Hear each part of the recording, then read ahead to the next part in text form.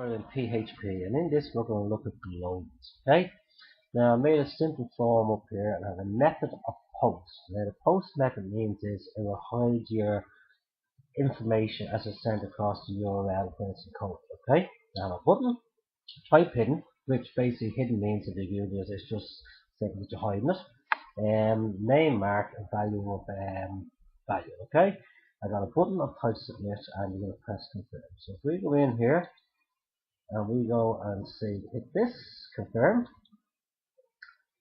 Now it's running, and you see here we didn't get anything shown up, so all our information is hidden. But if I go back in here and change this to a get method, okay, right, so if I save that and go back into our refresh it, resend, Firefox wants to resend it, just the way it does it, and if I hit confirm, watch the URL. There we go here, see this? The question mark is equal to value, so it's showing the information that's going across the URL. So that's the difference between the two of them. The post method will hide it, so if you're sending IDs or anything that's very confidential, you can always use the post. If it's just standard stuff that you send across, you can use the get.